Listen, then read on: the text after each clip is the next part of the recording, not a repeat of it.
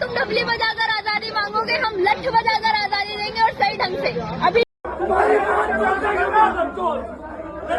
नेता बन रही थी ना तू, नेता बन रही थी ना, नेता बन रही थी ना, कंप्लेंट। दोस्तों, आज के भारत में दो वीडियो तेजी से वायरल हो रही है। एक तरफ एक महिला खुलेआम सड़क पर खड़ी होकर लठ बजाकर आजादी देने की बात कर रही है, ब्राह्मणवाद का गुणगान कर रही है और मनुस्मृति वाली उस सड़ी गली सोच को थोपने की कोशिश कर रही है। और दूसरी तरफ रक्षक कहे जाने वाले पुलिस थाने के अंदर हमारी एसी एसटी ओबीसी बहनों को जलील किया जा रहा है, उन्हें डराया धमकाया जा रहा है। क्या ये सहयोग है? नहीं, ये उस मनवादी मानसिकता का हिस्सा है जो संविधान को नहीं बल्कि डंडे और ऊंच नीच के विधान को मानती है। इस वीडियो को ध्यान से देखिए। ये महिला कहती है कि जितना तुम डपली बजाकर आजादी मांगोगे, हम लठ बजाकर आजादी देंगे। जितना तुम डबली बजाकर आजादी मांगोगे, हम लठ बजाकर आजादी देंगे और सही ढंग से। अभी ड्यू में आजादी दी है, अगर अभी भी नहीं सुधरोगे तो अगली बार जेएनयू में घुस के ब्राह्मणवादी से आजादी देंगे और सही ढंग से आजादी देंगे। बिल्कुल। तो भाई तैयार हो जाओ, जिस आजादी गैंग को आजादी चाहिए, हमारी शेरनी तैयार है। ये भाषा किसी सभ्य समाज की नहीं है दोस्तों, एक घमंड है उस विचारधारा का जो खुद को संविधान से ऊपर समझती है। बगल में खड़ा लड़का मुस्कुराते हुए वीडियो बना रहा है। ये लोग भूल गए हैं कि ये देश बाबा साहब डॉक्टर भीमराव अंबेडकर जी के संविधान से चलती है, किसी की लाठी, किसी की पुरानी काल्पनिक किताब से नहीं। जब ये ब्राह्मणवाद और मनुवाद की आड़ में हिंसा की बात करते हैं तो ये सीधे तौर पे भारत के लोकतंत्र को चुनौती दे रहे हैं।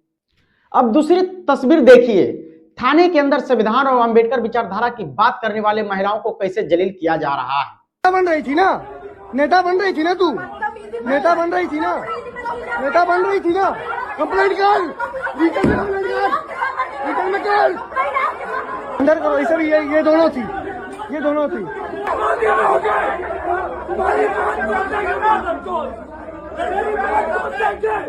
यही दोनों थी, ये नेता बन रही थी ना, नेता बन रही थी ना तू।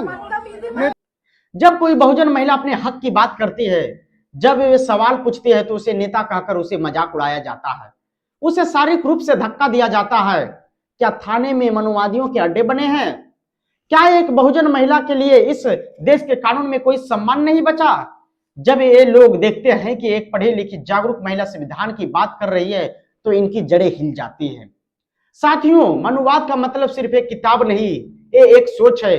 वो सोच जो चाहती है कि एसी एसटी ओबीसी हमेशा दबे रहें, वो सोच जो समानता से डरती है। इसलिए ये लोग संविधान की बात करने वालों को लठ दिखाने की हिम्मत करते हैं।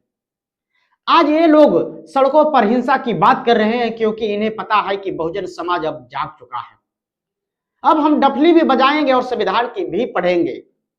हमें समझना होगा कि ये लड़ाई सिर्फ दो वीडियो की नहीं है, ये लड़ाई संविधान बनाम मनुस्मृति की है।